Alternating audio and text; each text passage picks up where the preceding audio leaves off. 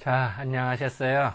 우리가 이렇게 제가 항상 하는 얘기입니다만 공부하다 보면 이게 시간이 금방 멀어가요. 근데 제가 이 수업을 하는 목적을 제가 다시 한번 설명을 할까 합니다.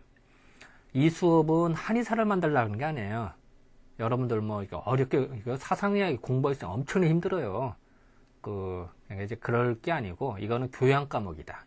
교양은 교양답게 상식을 풍부하게 하고 재미나게 해야 되는 거지, 그걸 막 골머리를 싸고 한다 이럴 필요는 없다. 전혀 그럴 필요 없어요. 또 그런 걸 요구하지도 않고 할 필요도 없어요. 교양은 교양답게 상식선으로 놀아야 된다 라는 게 제 지론이에요. 그렇기 때문에 이 수업도 교양 과목은 쉽고 편안하게 해야 되겠다 라는 게 제 생각입니다. 그런데 이번 시간은 약간 좀 딱딱한 얘기가 좀 있어요. 약간 전문적인 얘기가 약간 들어갑니다. 그거는 뭐 그걸 여러분들이 한문을 다 알아라라든지 다 알아라 이런 뜻이 아니라, 상식선으로 이런 게 있구나라는 걸 이해를 돕기 위해서, 이런 것도 있구나라는 맛보기로, 전공을 공부하면 이렇게도 되는구나라고 해서 보여주는 것 뿐이지, 여러분 보고 뭐 이걸 뭐 다 외우라든지 뭐 다 어때 이런 뜻이 아니다. 절대 그런 건 아니다. 어쨌든 편하게 생각하셔라 라는 게 이제 제가 다시 한번 설명해 드립니다. 우리가 이제 많이 먹는 과일 중에 하나가 사과예요, 사과. 그래서 사과에 대한 얽힌 이야기를 해줄까 합니다. 그런데 이 사과는 재밌는 게, 예전에 보면은 천자문 아시죠? 천자문. 근데 요새는 다들 천자문을 잘 모르죠.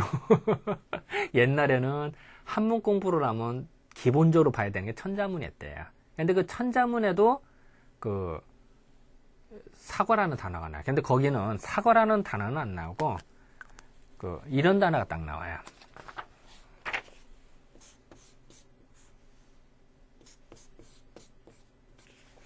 요런 단어가 딱 나와요. 이게 능금내자예요, 능금내자. 근데 능금내자라고 하기도 하고 사과내자라고 하기도 하고 먼내자 이렇게 얘기하는데 이설이 많아요. 근데 요거는 이제 요런 거에 대한 설명이에요. 이게 사실은 이제 능금과 사과가 다르다는 걸 알아야 이게 이해가 돼요. 그러니까 사전을 찾아보면 어디는 능금내, 먼내, 사과내 다 나와요. 근데 사실은 그거는 명쾌하게 구분을 못해서 그런 거다라는 걸 설명하기 위해서 오늘은 약간 전문 용어들이 좀 들어가 있어요. 일단은 능금과 사과가 달라요. 일단 그걸 아셔야 돼요. 우리는 어떤 생각하면은 대구 사과 조합인가? 거기도 보면 능금 조합 이렇게 했어요. 그래서 어떤 사람은 이 능금과 사과를 봤을 때 어떤 사람은 요새 사과는 사과고 옛날 사과가 능금이다 이렇게 말하는 사람이 있어요. 그건 아니다. 다시 말하면은 능금과 사과는 다르다.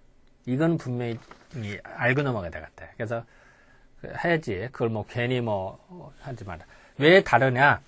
능금이라고 하는 거는 어디서 나왔느냐? 일단 그 어원부터 설명을 해볼게요. 내금, 올레자에다가 짐승금자예요. 날짐승금자. 요 화면에, 자료 화면에 지금 나오나?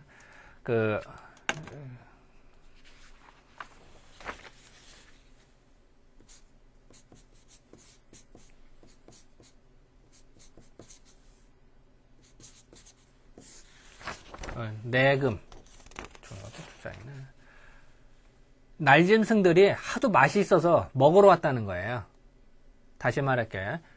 이 내금, 과일인데 어떤 과일이 있는데 무지하게 맛있어요. 맛있어서 먹으러 맨날 날라왔대. 이 새들이. 그게 바로 내금 하다가 이게 능금으로 발음이 변하는 거예요. 자, 다시 말할게. 이게 날짐승 금자거든요. 날라다니는. 그래서 우리가 부모한테 효도를 안 한다 이런 걸 금수보다도 못한 놈이라죠. 금은 날라다니는 짐승, 수는 땅을 딛고 다니는 짐승. 그러니까 털 있다든지 땅을 어떻게 딛고 다니는 수고, 날라다니는 거를 그래서 금수, 날라다니는 짐승이나 땅에서 다니는 짐승을 총칭해서 금수 같다 뭐 이런 얘기를 하는 거죠. 그래서 날라다니는 짐승, 새들이 먹으러 온단 말이야. 내금 하다가 능금이 됐다. 그것이 얼마나 맛이 있으면 이런 단어가 생겼을까 이제 생각을 해보면. 그래서 우리도 능금이라는 단어를 붙인 거예요. 그리고 또한 이제 문림랑이라는 사람이 있었대요. 문림랑 이제 발해 사람인데 중국에서는 이 능금을 가지고 문림랑과다 이런 얘기를 했대. 얼마나 그러니까 우리나라 발해 지역이나 우리나라 지역에 사과나 이 능금이 얼마나 맛있으면은 그렇게 붙였을까 이런 생각이 들죠. 즉 우리나라가 그만큼 맛이 있다 이런 얘기예요. 참 그리고 참 참고적으로 제가 요 사과에 대해서 설명하고 있습니다만 요건 뭐 제가 쓴 책이에요. 요 책에 한의학에서 바라본 농산물 써 있네요. 요 책에 보면은 나와 있어요. 이 사과에 대해서 요게 이제 14개, 13개의 식품을 적어 놨는데 여기에 보면 이제 그 자세한 설명이 있어요. 근데 요 책을 시중에서 못 구해. 없어요. 부경대학교로 연락을 하든지 아니면 도서관에서 복사를 하든지 아니면 사당원으로 연락해서 구하는 이 수밖에 없어요. 요 책에도 이제 써 있습니다. 요 내용을 중에 하나를 내가 설명을 하는 거예요. 그래서 사과는 이제 우리나라가 맛있다. 그 증거로 예전에도 보면은 중국에도 문림랑과라 할 정도로 그랬다. 사실 그 이제 사과에는 능금을 말하는 거죠. 능금이 맛있었다. 그리고 그게 왜 그러냐면은 맛있는 이유가 있어요. 사계절이 분명하거든, 우리나라는. 사계절이 분명하고 일교차가 심하다. 그런 곳이 맛있어요. 그래서 사과는 그런 데가 더 맛있어요. 그리고 또 하나는 맑은 물을 먹어야 돼, 사과는. 사과에 탁한 물을 주잖아요. 그럼 잘 못 자라요. 맛이 별로 없어요. 근데 우리나라는 국토 전체가 그 맑은 물이라고 그랬죠. 아무데나 땅을 파도 그 물을 먹을 수가 있는 나라가 우리나라에. 그렇기 때문에 그게 이제 가능했다라고 생각하시면 될 것 같아요. 그래서 어쨌든 우리나라 능금이 맛있었다라는 걸 다시 말씀드려요. 그래서 또 옛날에 밀과라고 그랬대요. 꿀밀자, 과일가자.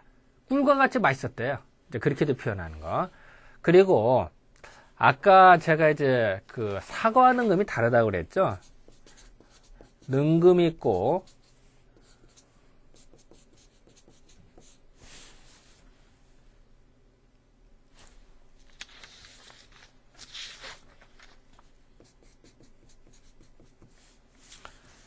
자, 다시 볼게요. 아까 능금과 요 내가 달라요, 사실은. 근데 능금은 내금이라도 맛있는 거라 지금도 능금이라고 그러고 요 내라고 하는 거 요것이 옛날 재래종 사과예요. 근데 요것이 나중에 계량종 사과로 변해요. 다시 말할게요. 능금이 있었고 내가 있었다. 두 개가 다른 게 있었어요. 근데 요 내라고 하는 것이 유럽을 한번 넘어갔다가 다시 역수입이 돼요.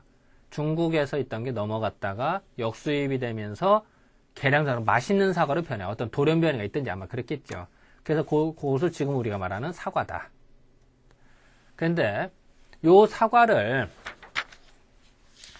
우리는 이제 갖고 와서 먹게 됐는데 그 사과가 이제 도입연도가 달라요. 도입연도가 있어요. 이제 그건 내가 이따 설명을 해줄게요. 그래서 어쨌든 예전에는 내였다. 그래서 그거 이제 담백하고 맛있었다. 그래서 예전에는 요거를 내를 멋이라고 그랬대요. 멋. 지금은 멋이라고 표현은 하지는 않죠. 옛날에는 이것을 멋이라고 그랬다. 멋. 멋이나 멋이라고 그랬다. 이렇게 이제 아시면 될 것 같아요. 그런데 사과가 왜 아까도 얘기했습니다만 내에서 재래종 사과가 계량종 사과로 변했는데 그 사과라는 한자를 한번 국어사전 여러분 찾아보세요. 그러면은 국어사전에 보면은 다 이렇게 모래사자를 써서 이렇게 썼어요. 사과. 근데 이거는 아니에요. 이렇게 쓰면 안 되고요.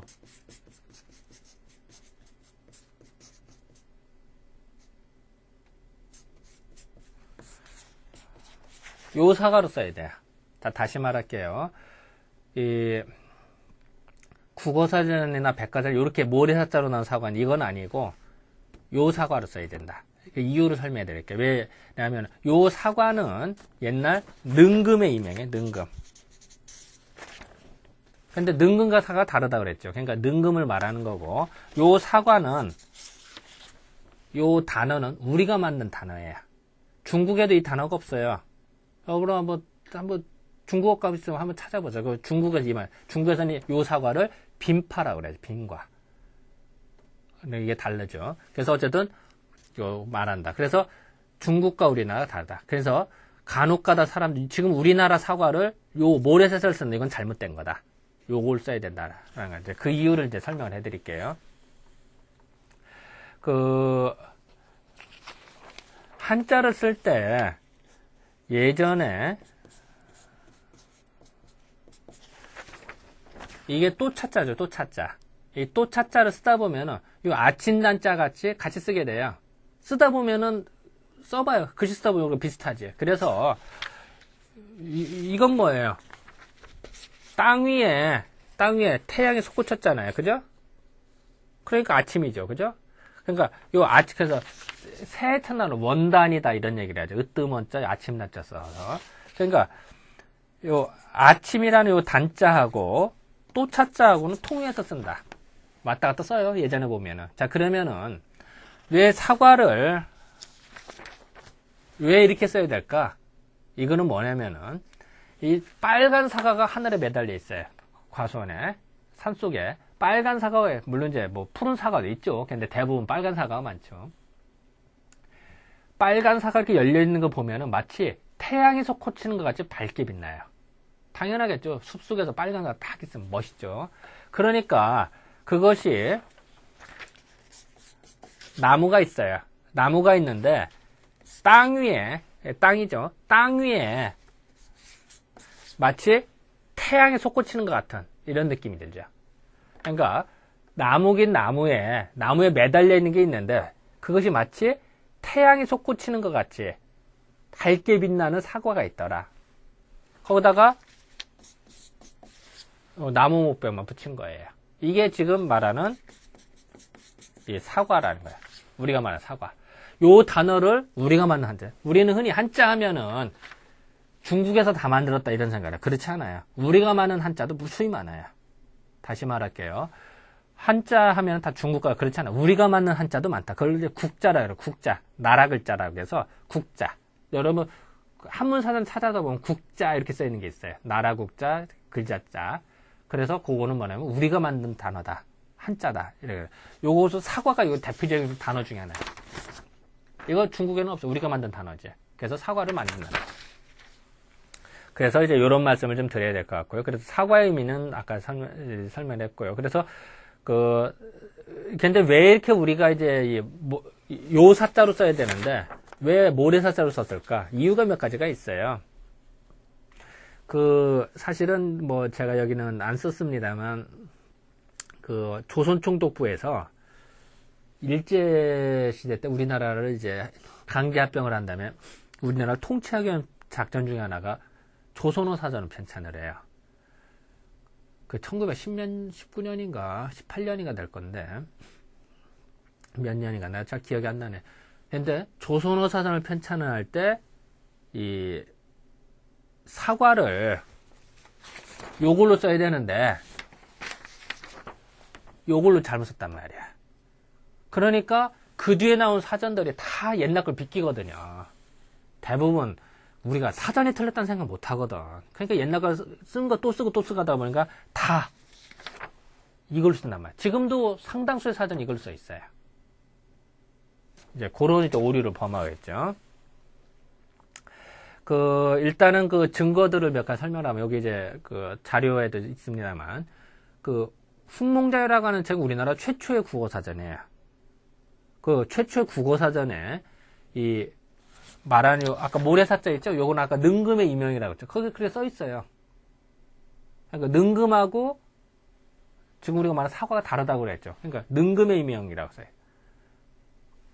그렇게 하고 임원경제지에 보면은 요거하고 발음이 좀 비슷하죠. 똑같죠.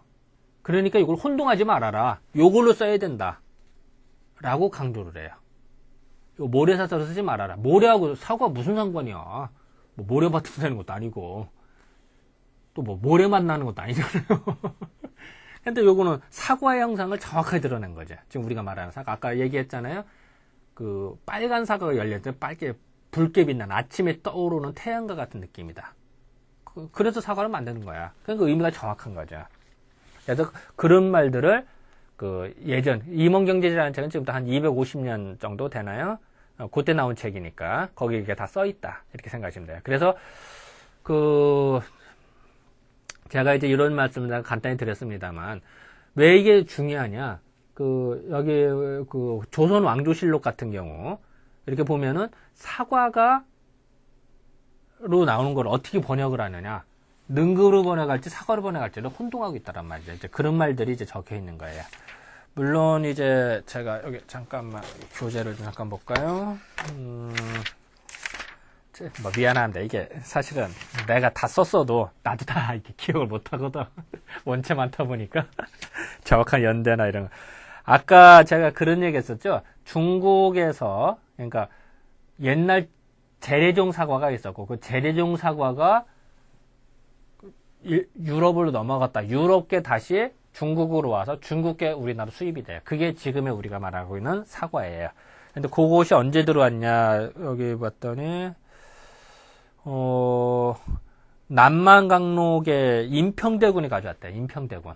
임평대군이라는 분이 1654년에 중국으로 사신으로 갔다가 가져왔다는 거예요. 그리고 이제 박지원이 아시죠? 박지원 그 열하일기 쓰신 분. 여기도 보니까 이제 그걸 뭐 구경하고 가져왔다라는 게 있어요. 그러니까 거기 보면 이제 효종의 부마가 정재륜이라는 분이 계셨대요. 그러니까 효종 아시죠? 효종의 부마. 그래서 정재륜이라는 분이 중국으로 사신을 갔다가 그때 가져왔다는 거예요. 그때 이제 중국에서 갔는데 그 빈과, 빈파 이런 얘기를 해요. 그걸 가져와서 한 건 지금의 우리의 사과, 계량종 사과가 되는 거죠. 재래종 사과는 멋이라고 그랬고요. 그래서 그런 것이 이제 가져왔다라고 이제 예전에 했었어요. 그러니까 근데 그 계량종 사과를 가져오기 이전에 나온 거는 사과가 아니죠. 멋이죠, 멋. 능금이든지 사과는 아니죠. 근데 그거를 그 번역을 하는 사람들이 혼동하는 수가 종종 있더라. 그리고 하기야 뭐 지금 국어사전도 틀렸으니까 뭐 그렇게 말하면 뭐 하겠어요. 어쨌든 그래서 제가 일부러 말씀을 좀 드렸어요. 또 이상하게 그 자료를 여기다 좀 안 넣어놨네. 그래서 이제 그 예전에도 이런 걸 약간 혼동을 했지만 그 착각하지 말아라라는 말을 우리는 예전부터 많이 했다. 이렇게 아시면 될 것 같고요. 이 사과는 아까도 얘기했습니다만 이 산속에서 붉은 사과 밝게 빛나는 어떤 능력? 따뜻할까요? 차가울까요? 따뜻해요. 사과는. 그래서 여러분들 병문안을 간다. 사과사가야는 배사 갖고 가요. 사과사가죠. 왜 그럴까요? 병문안 갈 때 병자는 큰 병치인데 수술했다가 몸이 완전히 허기져 있고 힘들단 말이야. 위장 기능도 많이 떨어져 있어요. 소화 기능도 떨어져. 몸도 냉해져 있다면. 그럴 때 따뜻한 기운 있는 걸 먹으면 속이 따뜻해 소화가 잘 되는데 차가운 거 먹으면 어떻게 될까요? 설사로 쫙쫙하겠죠. 그러면 안 좋겠죠. 그래서 병문안을 갈 때 사과를 사갖고 가는 거예요. 그런데 물론 교통사고 환자다. 이럴 때는 배 사갖고 돼요. 왜냐하면 내상이 아니니까. 쉽게 다시 말할게요. 오래된 질병을 앓았다든지 장기가 약해졌다든지 내상, 어디 수술을 했다 이런 사람들은 사과가 좋고 외상, 교통사고라든지 어떤 부딪혔다 이거는 뭐 허리 아프다 이런 거 뭐 내상하고는 상관이 없죠. 내상하고 상관없는 거는 배를 오히려 배가 더 좋아요. 왜냐하면 이 팔팔한 나이에 교통사고로 병신에 가만히 있어 뭐 울불 터지겠죠. 답답하겠죠. 열불 날 거 아니야. 돌아다니면서 뭐 그런 사람은 열불이 나니까 열을 식혀줘야겠죠. 그러니까 그럴 때는 오히려 배가 더 좋을 수도 있다. 근데 다시 말하면은 내상 입은 환자한테는 사과가 좋다. 왜? 따뜻하니까. 그 따뜻한 기운이 들어가서 속을 풀어준단 말이야. 그래서 여러분들 밥 먹고 나서 잔뜩 먹고 배가 터질 것 같다. 일단 우리 사과 먹으면 어때요? 소화가 더 잘 되죠. 왜냐면 소화를 살살 도와주니까. 또 병치레했다 뭐 사과 즙 내서 주기도 하죠. 어린아이들도 그렇고 어른들도 이제 큰 병치레했다 이럴 때 이유가 다 그런 거다. 그래서 사과는 속을 풀어준다.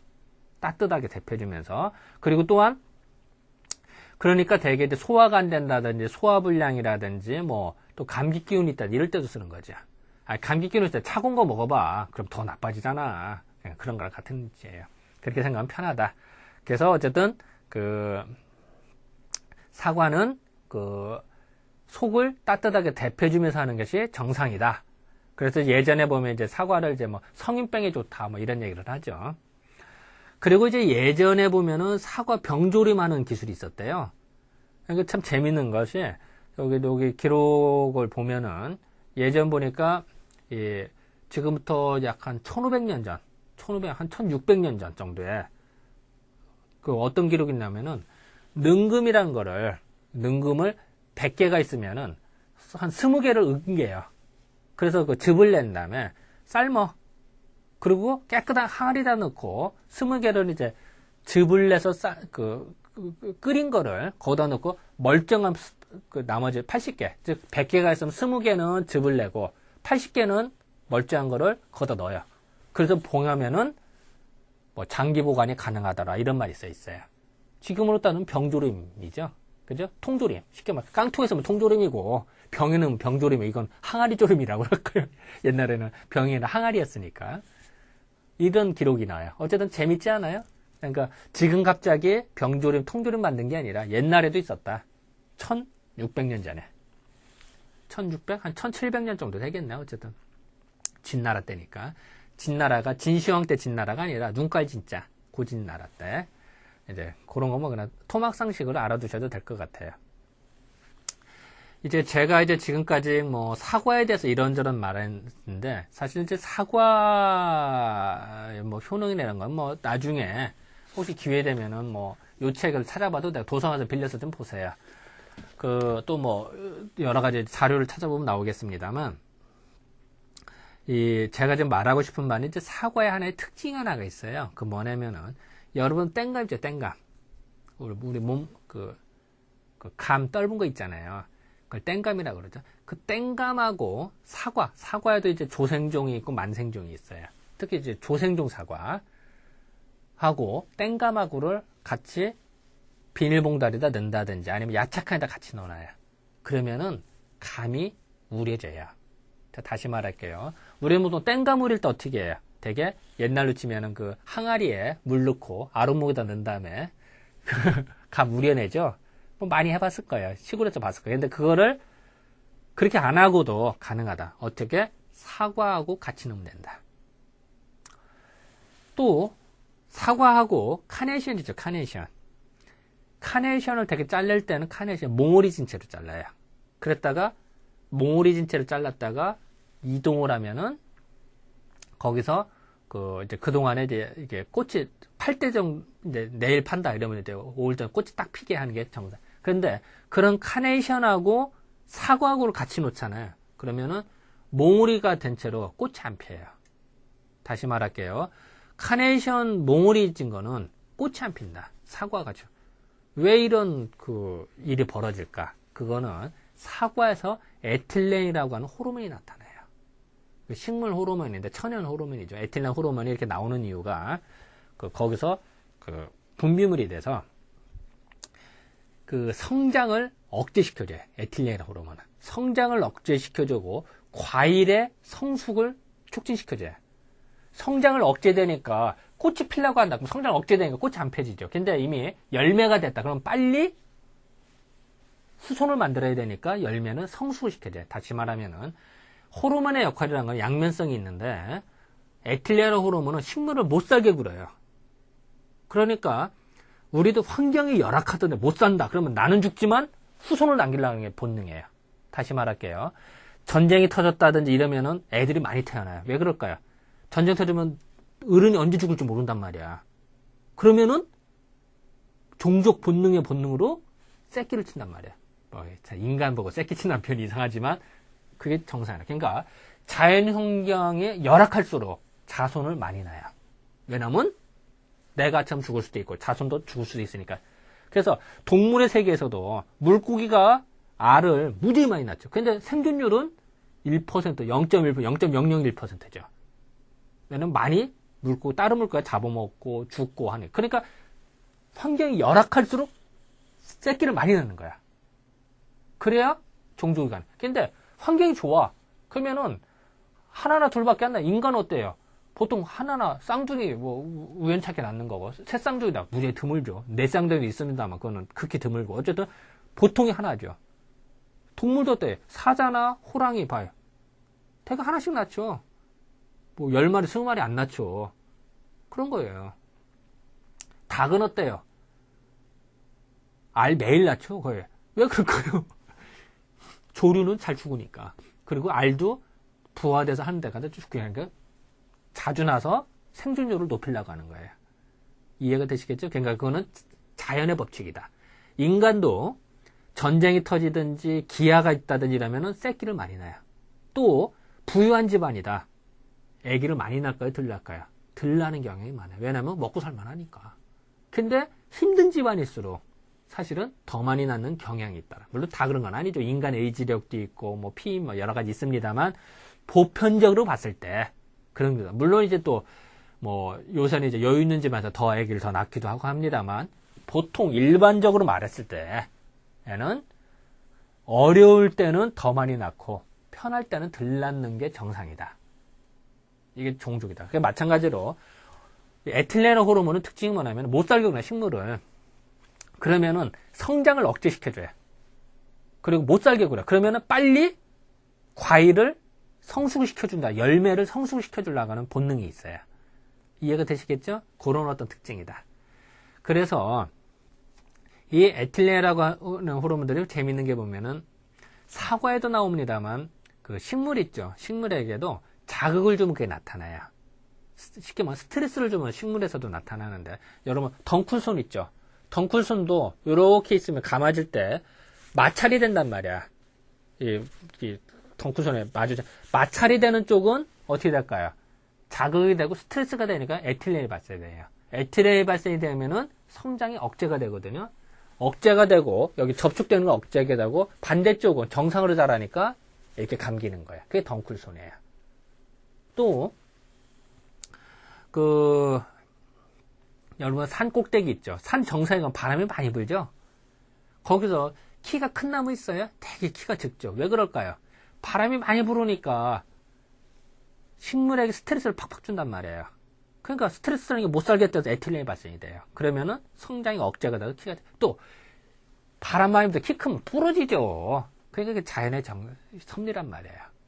또 그건 이제 우리가 또 하나 또 알 수 있는 거는 여러분 가로수 있죠? 그 길거리 있는 가로수 이렇게 보면은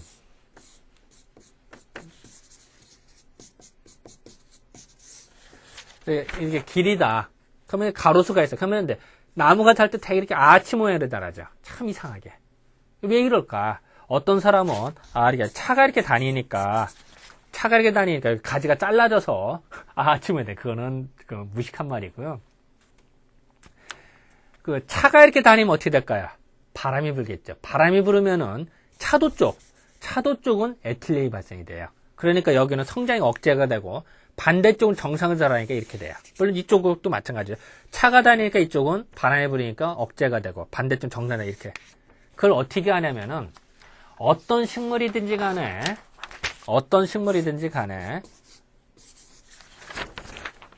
가지가 만약에 뭐 남쪽으로 많이 자랐다. 그러면 뿌리는 북쪽으로 많이 자라야 돼.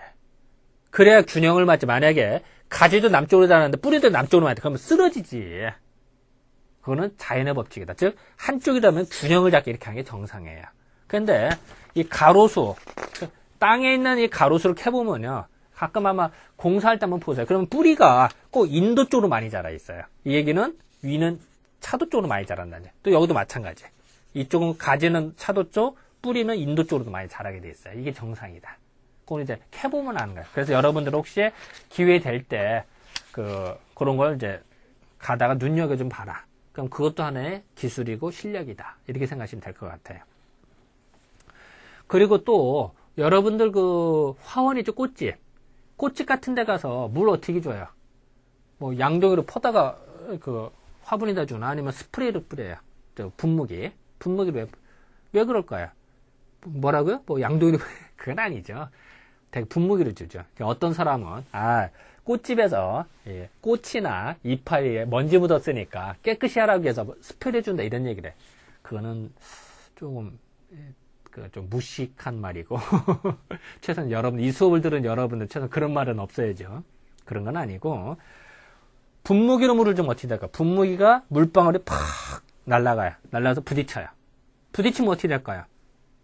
스트레스를 주죠. 스트레스를 주면은 에틸렌이 발생. 에틸렌은 성장이 억제가 된단 말이에요.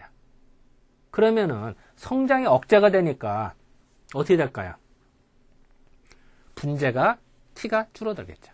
분재를 기르는데 키가 뻘쭉 크면 어떻게 해요? 멋이 없죠. 그리고 꽃 색깔이 더 이뻐져요. 왜 그럴까요? 아까 에틸렌은 식물을 못 살게 군다 그랬죠. 못 살게 굴수록 종족을 빨리 마련할 필요가 있어요. 그러니까 꽃이라고 하는 종족을 만들기 위한 방법이에요. 그죠? 몽우리가 졌을 때는 꽃이 피기 전이니까 개와 꽃을 못 피게 만들고 이미 꽃이 핀 이상은 빨리 씨앗을 만들기를 원하는 거예요. 다시 말할게요. 몽우리 진 채다. 아직 꽃이 안 폈죠. 안 폈을 때는 아예 못 피게 만들어. 왜냐면은 못 살겠으니까. 그랬다가 이미 꽃이 폈다. 그럼 꽃이 피면 빨리 씨를 생산하기를 바라고 꽃이 멋있어져요. 그러니까 꽃이 색깔이 멋있어져요. 다시 말할게요. 식물을 못 살게 그러면 못 살게 그러면 그 꽃잎 색깔이 멋있어요. 멋있어야 곤충, 벌이나 나비가 와서 꿀을 먹죠. 그렇게 만드는 거예요. 그리고 열매가 열렸다. 그럼 열매가 빨리 익어요. 맛있게 익어요. 그것도. 그래서 스프레이로 물을 주는 거다. 그래서 여러분들 그 바나나 있죠. 바나나를 수입할 때에는 푸르딩딩한 걸로 수입을 해요. 그랬다가 내일 내가 판다. 그럼 바나나에다가 에틸렌을 뿌려요. 오늘 저녁에. 그러면은 과일의 성숙을 도와준다 그랬죠. 그러면은 내일 아침에 과일이 노릇노릇함에 익게 되죠. 그게 여러분들 사먹는 바나나예요. 그런데 이제 순수한 에틸렌을 뿌리면 상관이 없는데 대개 거기다 카바이트라든지 이런 걸 사용을 하죠. 그게 에틸렌이거든요.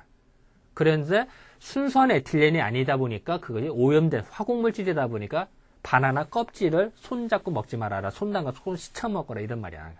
왜냐면 그게 묻기 때문에. 순수한 에틸렌은 상관없어요. 못 써요.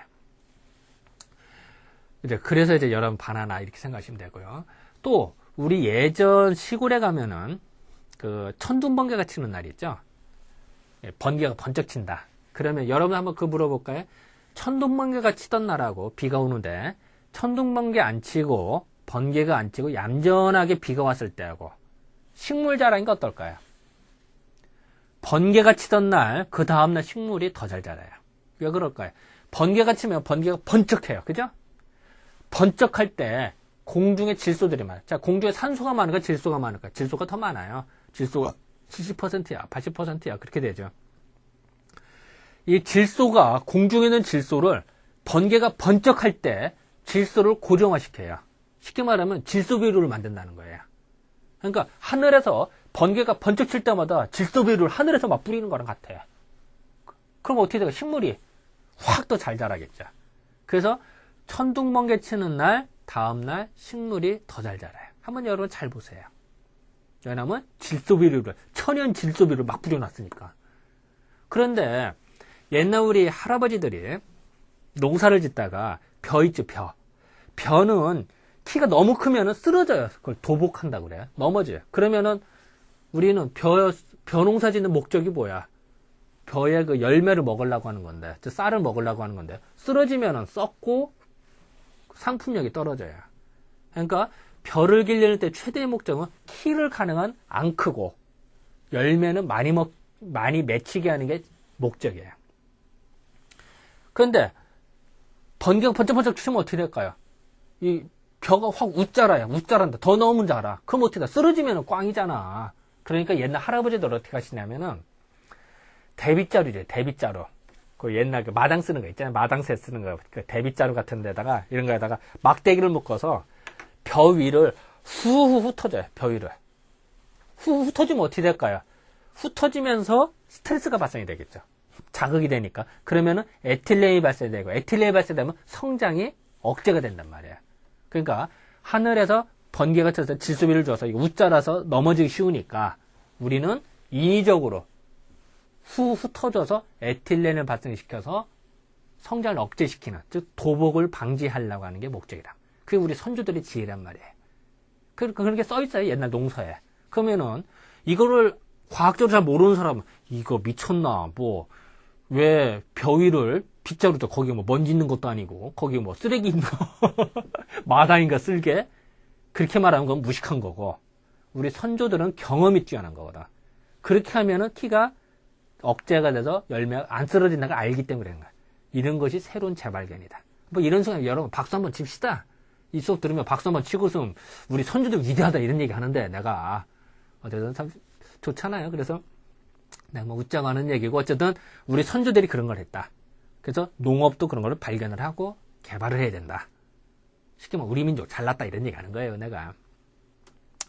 그래서 이제 그런 것들을 생각이 들고 그래서 어쨌든 그 에틸렌이라는 건 이제 그런 특징이 있다. 그래서 우리가 이제 그런 걸로 생활 속에 응용할 수가 있어요. 예를 든다면은 에틸렌하고 사실 알코올하고도 비슷해. 사실 그 탄수화물이 똑같지. 그리고 그래서 아까 제가 땡감을 우린다. 뭐 바나나를 킨다 이렇게 할 때 어떻게 하냐면 바나나하고 사과하고 같이 놔도 돼요. 그래도 익어요. 그리고 또 근데 사실 그 파란 바나나 사지를 못하죠. 여러분들이 다 그 카바이트 처리한 거를 가져오니까. 근데 어쨌든 이론적으로 가능하고 또 아까 제가 그 땡감이 있다고 그랬죠. 그 땡감을 우릴 때 그 사과를 놔도 되고 아까 알코올 술 있죠, 술. 그것도 이제 요즘 뭐 진로나 뭐 이런 거 말고 옛날 소주. 예를 들어서 뭐 안동 소주라든지 아니면은 우리 옛날 집에서 담그는 가양주 그런 거. 그 술 옆에다 놓는다든지 아니면 술을 좀 뿌려요. 그러면은 알코올균이 날아다니면 이렇게 에틸렌 역할을 해주거든요. 그러면은 그 땡감이 우려져요. 아니면 옛날 지금 창고 있죠. 그 술창고. 옛날 그 양조장이라든지 이런 데다가 땡감을 그냥 놓으면 양조장 안에다가 그러면 우려진다. 이렇게 생각하면 편하다.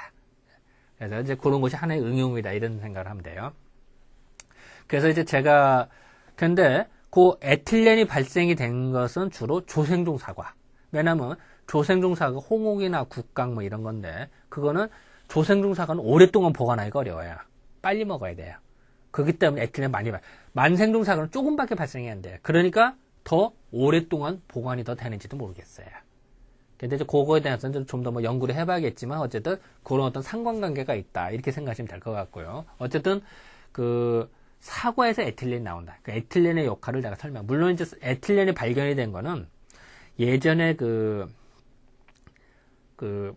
영국에서 그 가로등을 그 가스불로 썼대요. 그러니까 가스불 옆에 있는 가로수에 꽃이 피냐 안 피냐를 연구를 한 거예요. 그랬더니 이상하게 가스등 옆에 꽃이 안 피더라는 거예요. 왜냐면 성장이 억제가 됐으니까. 네, 그래서 이제 그걸 아는 거고. 그리고 알고 또 1960년대 한번 일본에서 카네이션을 기차로 이동을 했는데 꽃이 안 핀 거예요. 몽우리 지대가. 그래서 알고 봤더니 같은 화물칸에 사과를 실었던 거예요. 네, 그것이 이제 밝혀져서 연구하기 시작한 거예요. 또 이렇게 생각해도 여러분 꽃집 댁에 가면은 난로 뭘로 써요? 전기난로 써요? 아니면 연탄난로 써요? 연탄난로 쓰죠. 참 이상해, 그죠? 왜 그럴까요? 연탄난로 쓰는 이유는 연탄이 싸서 그런 것도 있습니다만 연탄을 떼면 연탄은 뭐예요? 탄수화물이죠. 석탄, 그죠? 거기서도 에틸렌이 발생이 돼요. 그러면은 연탄가스를 이렇게 하다 보면 적당히 나온단 말이에요. 그러면 온실에 연탄난로를 피면은 에틸렌이 발생이 되니까 아까 뭐라 하죠? 꽃이 핀 것이 꽃이 더 멋있어진다고 그랬죠. 착색이 좋다고 그래요, 그거를. 그러면은 상품 가치가 더 좋아지는 거죠. 그래서 그걸 피는 거예요. 그리고 분재가 뻗좀 크면 안 된다고 그랬죠. 분재가 아담하고 멋있어야 된다고 그랬죠. 근데 그런 목적도 있어요. 그렇게 생각해요. 그래서 연탄을 피는 목적을 좀 알아라. 상식선도 좀 그리고 아까도 했는데 화원 꽃집에서 물을 주는 이유가 그런 거다. 그러니까 여러분들 집에서도 조그마한 분재라든지 이런 거 물을 줄 때 분무기로 뿌려주는 것이 상식이다. 거기다가 세수대로 물 붓지 마시고 이런 것을 최소한 제 수업을 들었던 여러분들은 교양답게 이런 걸 상식선으로 높이자 라고 해서 제가 이 수업 시간을 진행했습니다. 어쨌든 이렇게 이런 어떤 지혜들이 생활 곳곳에 숨어 있다. 그것을 밝히고 이해하고 하는 것이 사상의학의 연장이다. 이렇게 생각하시면 될 것 같네요. 자, 오늘은 수업 이 정도로 마칠까요? 네, 감사합니다.